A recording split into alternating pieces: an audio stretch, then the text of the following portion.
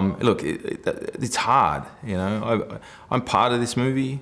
I know what's going to happen next. And when I saw it the other day, I actually don't have the words to describe what I saw. It was an experience. 3 words, not 4, only 3, huh? 4, 5, and 2. Exciting, epic, and emotional. Those are all E's.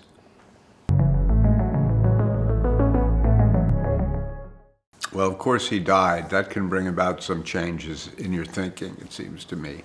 He's been reconstituted as a Na'vi. So I think that there's an essential Quaritchness that remains. He still has his aggressiveness. He still has his dynamism. He still has his ferocity. But I think there's also been some added elements as well, and maybe some elements that are a little hard to put your finger on because they come with being Na'vi. They come, you know, it's the DNA of Pandora itself that is now gotten into him. And so, in a way, he's become a much deeper character because he's been imbued with what he fought against for so long, you know. And that's that elicits some change in him. Well, Jake's still a rebel at heart. He's still a contrarian, but now he's got responsibilities. He's become a father, and it's a natural progression of the love story. And it's about, you know, the story is about protecting what you love, and in this case, it's about Jake protecting his family.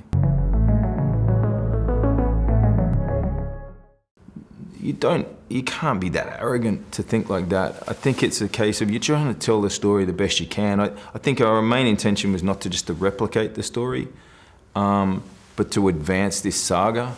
And hopefully, you know, there was detail in the first one in the world.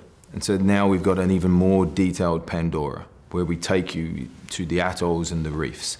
And we had characters in the first one, but now we've detailed those characters even more and raised the stakes for them more. And so we've now got a movie that's dealing on an emotional level that the first one didn't even kind of touch. You know, it is a movie about protecting what you care about.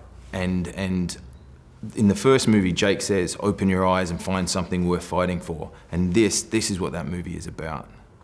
Well, you try not to feel the pressure. You tell yourself it's not, but I think you do. I think we do. I think we all, anyone who's involved in this project is deeply invested in this project in an emotional way. We care about these characters, we care about this story, and we care about our teammates, the people who have made this story, starting with, you know, our director and writer, Jim Cameron.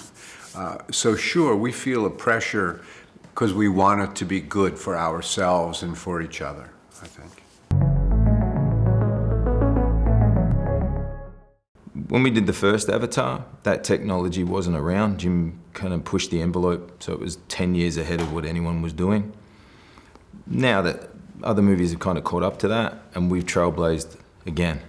And what we're doing had never been attempted, and we were the guinea pigs to put this technology underwater.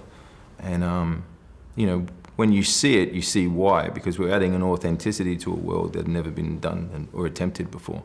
This was a complicated film to shoot, for sure.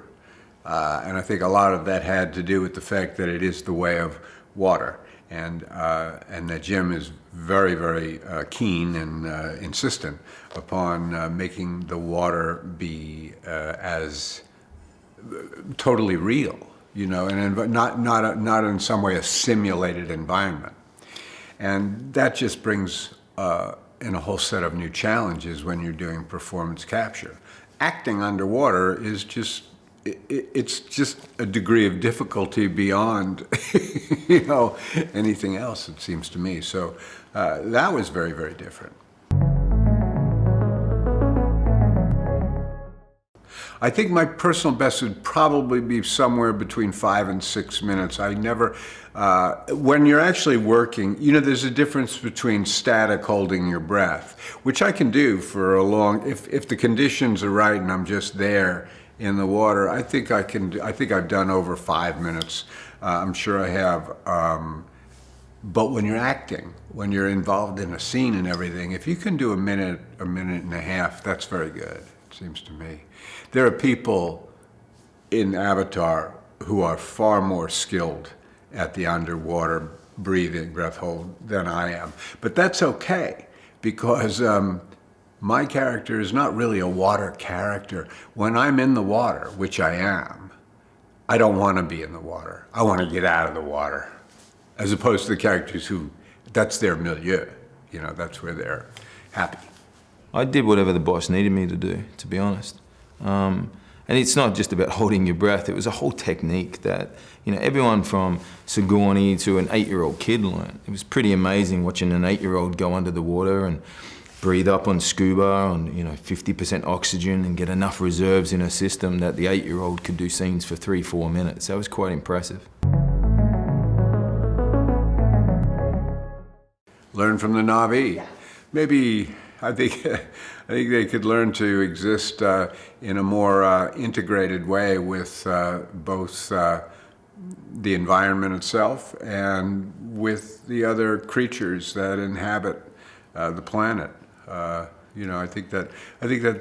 think humility might be the thing that humans can learn from the Na'vi. That we are part of the world is not completely about us. That the world is about, we're a part of something larger. Patience, ease, connectivity, a respect for their ecosystem, and a respect for each other.